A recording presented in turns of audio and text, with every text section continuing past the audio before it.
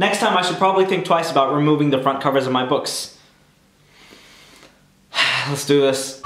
Because we're beautiful. Future.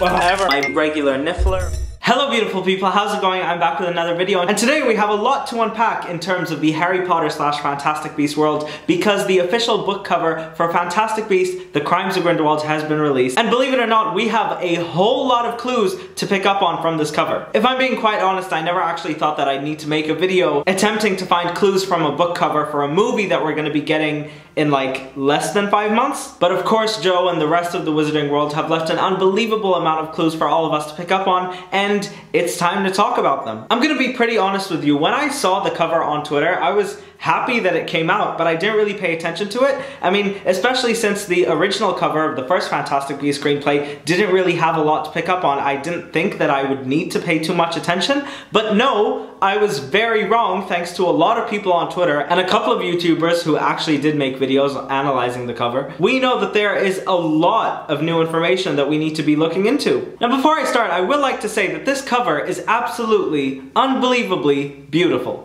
And I really mean it. The cover was designed by Mina Lima. She's already made all of these other different art prints for the Harry Potter world. She's actually made most of the art pieces that you've seen in the movies in Harry Potter and Fantastic Beasts, which is very interesting because like most of them are already like printed all over here, but you know. The first thing I really wanted to mention is this really strange looking skull with a snake peering through it, which I guess all of you can already assume is supposed to represent the Dark Mark. Now, I have no idea in the world why the Dark Mark would be on a Fantastic Beasts cover, especially since I think Voldemort did create the Dark Mark during his reign, you know, when he was the darkest wizard of all time. But nevertheless, it is there, and so I'm hoping we're gonna see a link between Grindelwald and Voldemort, maybe tying in Harry Potter and Fantastic Beasts even more, because you guys know how much I love the links and the connections that we're gonna be getting. Then on either sides of it, we actually get to see a form of creature which I assume might be some sort of dragon, because it is breathing a gold kind of ish looking kind of thing, which I assume represents fire. And so you guys know I love dragons in the Harry Potter world, and so this would be really, really cool. And also there may be another form of dragon on the cover, which I'll talk about much, much later into this video. And then right under that, you get to see Thestrals. I am not surprised that Thestrals are on the book cover because they were shown in the first trailer, and obviously I just died of excitement when I saw them the first time. Now here's the big one. Here's the one that I've been waiting to talk about. Under the actual title of the movie, you get to see a glass dome with a sort of stone placed in the middle. And me being the person I am, I assume it's going to be the Philosopher's Stone, because we already know that Nicolas Flamel plays a huge role in the sequel. And we also know that the sequel is set in Paris, which is really coincidental because Nicolas Flamel was a French alchemist. And I think the reason that the whole thing is actually going to be set in Paris is because Dumbledore is going to ask Newt to retrieve the stone, but basically to retrieve it before Grindelwald does, which in a way could be very problematic for some fans, because that would just mean that Jo is repeating herself in doing that. But I guess it could also be like a really, really metaphorical parallel. But yes, I'm almost certain that we will be seeing the Philosopher's Stone, and this most likely is the Philosopher's Stone. I really do think so. And to prove my point, right next to it, you actually get to see a lock with NF written on the initials. And we already saw this picture a long, long time ago, like the actual picture of the lock in the movie. It was teased on the Fantastic Beasts Twitter site, and yes, that definitely stands for Nicolas Flamel, I'm almost certain. And opposite that, we get to see this kind of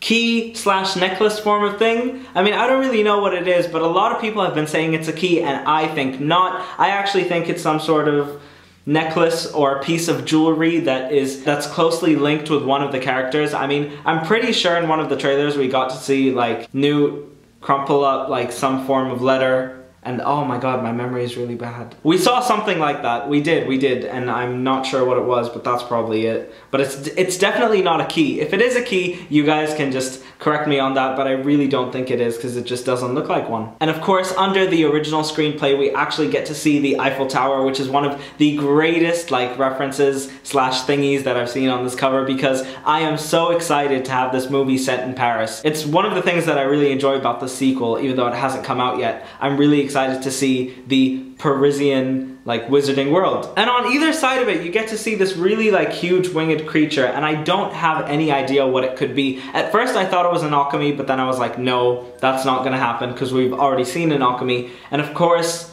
then my mind led me to believe that it could be another dragon, or it could be Fawkes the Phoenix, since Dumbledore is going to be in the sequel. Now, I don't know why they've illustrated it that big, obviously for art purposes, but if it is Fawkes the Phoenix, that obviously will make me very, very excited. And now, directly under it, here's the big one, we get to see two cats encompassed in their tails, which form a heart, with the Elder Wand in the middle and the sign of the Deathly Hallows under that. That is insane, and I'm pretty sure those two black cats are a metaphor for Grindelwald and Dumbledore, the relationship that they had between each other, and how basically the Elder Wand was at the root of it all, which is just genuinely so exciting. I'm so excited to see this relationship, or this friendship, or whatever it is, kind of unfold and really get destroyed in the process.